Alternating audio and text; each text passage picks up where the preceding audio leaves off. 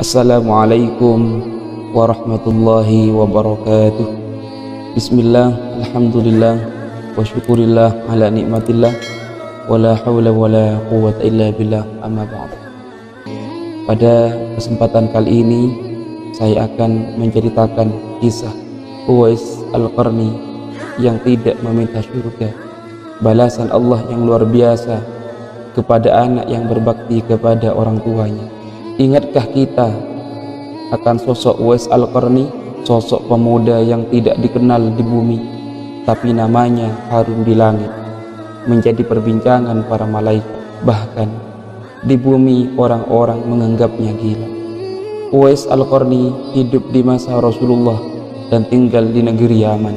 Hidupnya miskin dan ia menderita sakit kulit, di mana seluruh tubuhnya belang-belang. Ia tinggal bersama ibunya yang sudah berusia senja. Apapun permintaan ibunya selalu dipenuhi, hingga tiba saatnya sang ibu meminta satu permintaan yang sulit ia kabulkan. Wahai Ananda, ibu sudah tua, ibu rindu melihat Ka'bah, ibu rindu melakukan ibadah haji. Mungkinkah engkau bawa ibumu ke tanah suci? Pinta sang ibu kepada anaknya Uwais. Melihat permintaan ibu yang begitu serius, Uwais sebenarnya tidak ingin mengecewakan ibunya, tapi kondisi hidup yang miskin dan tidak memiliki unta membuat harapan ibunya seakan mustahil diwujudkan. Namun Uwais tidak kehabisan akal. Kondisi hidupnya yang miskin tidak dijadikan alasan dan dalih untuk menolak permintaan ibu. Uwais akhirnya membeli seekor anak lembu dan ia membuat kandangnya di puncak bukit. Setiap pagi ia gendong anak lembu itu untuk diturunkan, dan sore harinya anak lembu itu kembali ia naikkan ke puncak bukit. Inilah penyebab kenapa orang-orang menganggap Uwais gila. Akhirnya 8 bulan kemudian baru terjawab.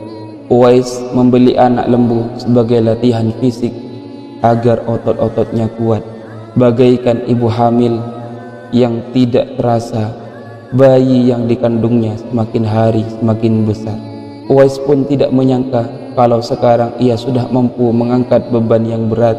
Maka lembu yang sudah besar itu dijual untuk biaya perjalanannya, dan ia menggendong ibunya dari Yaman ke Makkah. Saat tiba di Mekah, sang ibu sudah mulai berlinangan air mata, terharu dengan pengabdian anaknya yang luar biasa.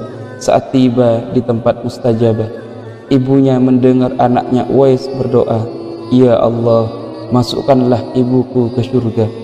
Mendengar doa Uwais seperti itu, ibunya berkata, "Kenapa engkau tidak berdoa kepada dirimu, nak? Kenapa hanya ibu saja yang engkau doakan?" Uwais menjawab, "Dengan ibu masuk surga, ibu akan ridha kepadaku, maka cukup dengan ridha ibu yang akan mengantarkanku masuk ke surga." Jawaban Uwais seperti itu membuat ibunya semakin kagum kepada anaknya.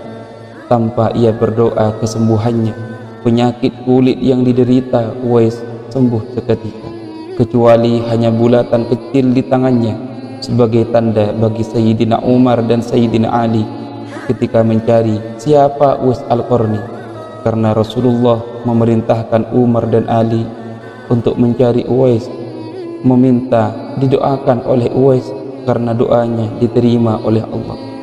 Uwais Al-Qarni memang tidak mendoakan surga, ia hanya mencari ridha ibunya. Namun tahukah apa yang didapatkan Uwais? Ternyata Uwais tidak hanya masuk surga, ia juga diberikan jatah syafaat sehingga mampu membawa orang lain masuk surga bersamanya.